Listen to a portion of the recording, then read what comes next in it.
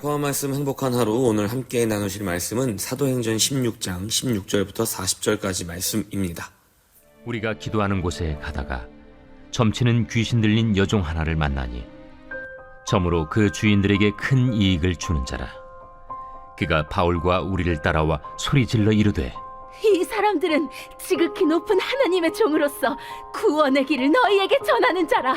이같이 여러 날을 하는지라 바울이 심히 괴로워하여 돌이켜 그 귀신에게 이르되, 예수 그리스도의 이름으로 내가 네게 명하노니 그에게서 나오라.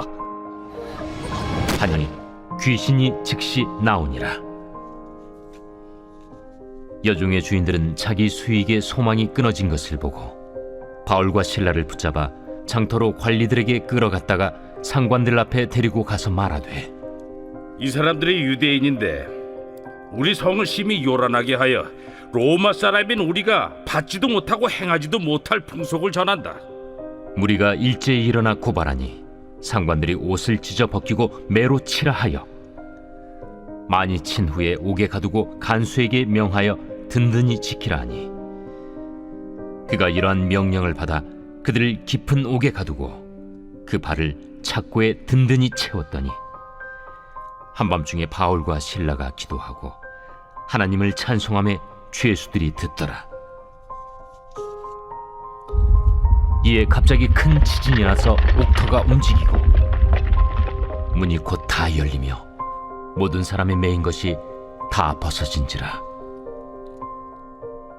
간수가 자다가 깨어 옥문들이 열린 것을 보고 죄수들이 도망한 줄 생각하고 칼을 빼어 자결하려 하거늘 바울이 크게 소리질러 이르되, 내 몸을 상하지 말라. 우리가 다 여기 있노라.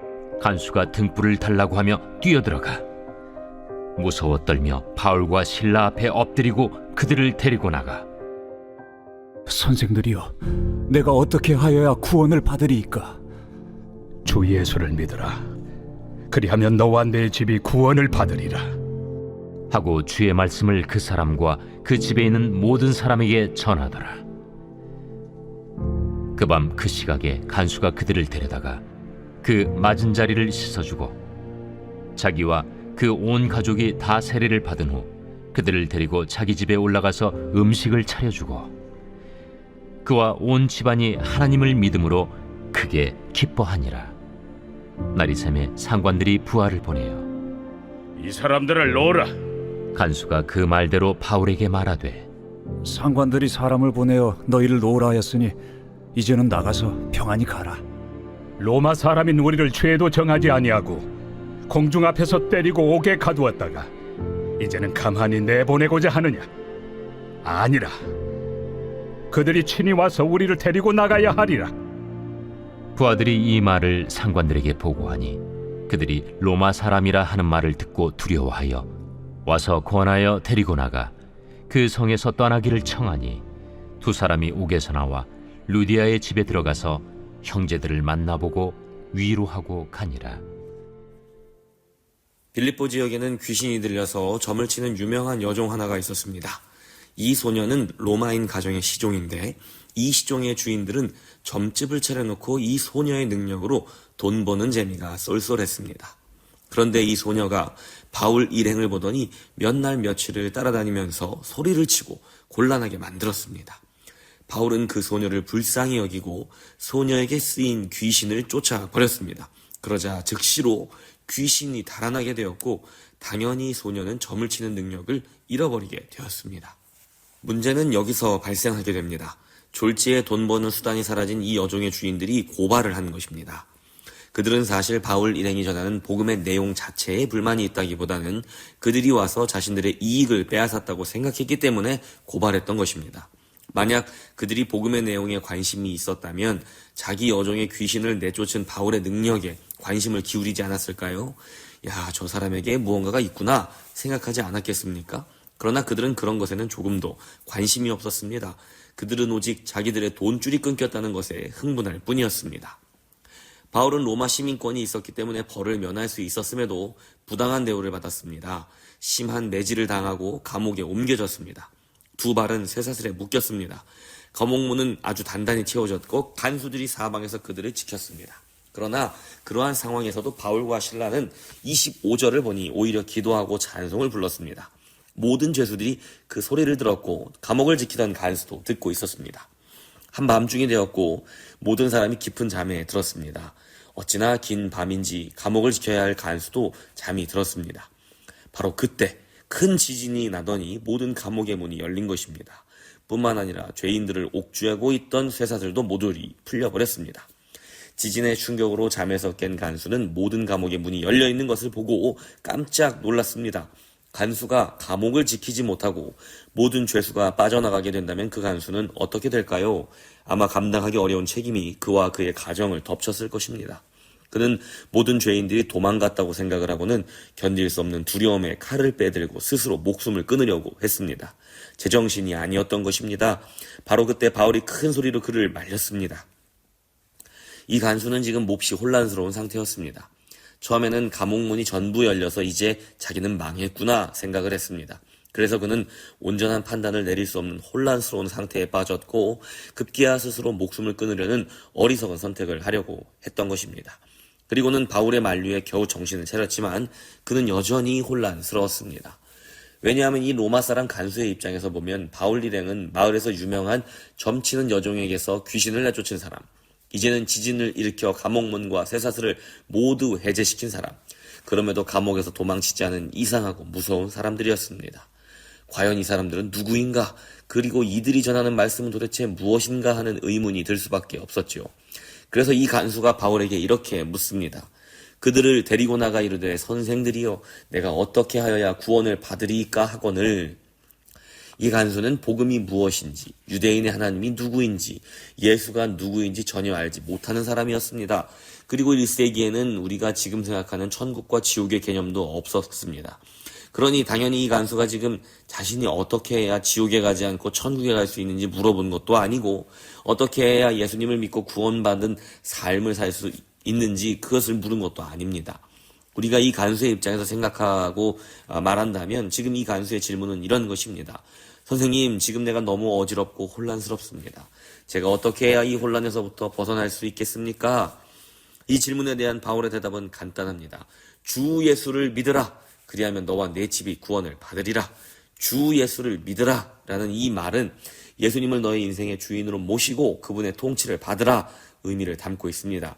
우리가 혼란을 느낄 때의 대부분은 어디서부터 어떻게 해야 할지 모를 때입니다.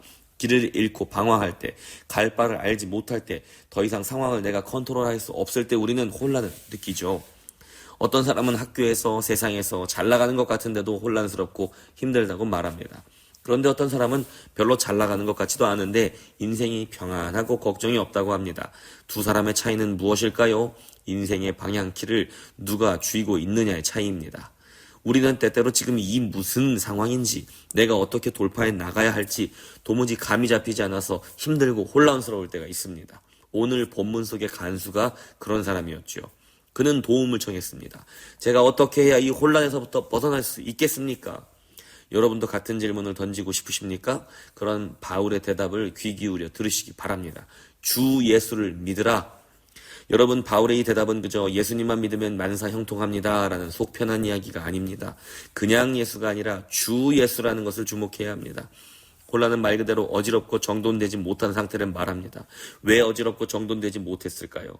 올바른 길로 제대로 된 모습으로 인도하는 인도자가 없기 때문입니다. 이 세상에 그 어떤 선생님도 그 어떤 가르침도 인도자가 되어줄 수 없습니다. 당연히 여러분 스스로가 여러분 인생의 인도자가 될 수도 없을 것입니다. 이 세상은 혼란 그 자체입니다. 우상숭배와 무속과 미신, 수많은 범죄들, 불의와 부정, 부패, 불공정과 착취, 전쟁과 기근, 우울함과 슬픔으로 가득 차 있습니다. 이런 세상 속에서 살아가면서 혼란을 느끼지 않는 사람이 있습니까? 정말로 그렇다면 그 사람이야말로 이상한 사람이 아닙니까? 폭풍이 거세게 일어서 파도가 수십 미터씩 올라치는 바닷속을 돛담배 한 척을 띄워서 여러분이 운전해 지나갈 수 있겠습니까? 세상 어떤 위대한 선장이 와도 그것은 불가능한 일입니다. 마찬가지로 이 혼란스러운 세상을 여러분 혼자서는 절대로 뚫고 지나갈 수가 없다는 것입니다. 누군가의 지도를 받아야 합니다. 누군가의 통치를 받아야 합니다. 그분이 바로 우리의 주인 되시는 주 예수 그리스도라는 것입니다. 누가 예수님의 통치를 받고 누가 이 혼란한 세상에서 평안을 얻고 누가 올바른 길로 인생을 걸어갈 수 있습니까? 오직 예수님의 주권을 인정하고 고백을 하는 사람입니다. 만약 여러분의 인생이 여전히 혼란스럽고 어디로 가야 할지 모르겠다고 한다면 그 사람은 어쩌면 여전히 자기 인생의 방향키를 자기 자신이 쥐고 있을지 모릅니다. 여러분, 그 손을 놓아야 합니다. 거기서 빠져나와야 합니다. 그리고 여러분 안에 계시는 예수님께 여러분의 인생의 키를 맡겨야 합니다. 그제서야 이 혼란스러운 세상에서 온전한 구원을 경험하며 살게 됩니다. 오늘 본문에는 자기 돈벌이가 사라져서 혼란스러웠던 사람들도 있었습니다. 귀신 들린 여종의 주인들이죠. 그들은 자기 혼란을 잠재우기 위해 바울 일행을 고발했습니다. 원망했습니다. 탓했습니다. 무엇이 달라졌을까요? 무엇이 나아졌을까요? 아무것도 없습니다. 그들은 여전히 혼란 가운데 표류하고 있습니다.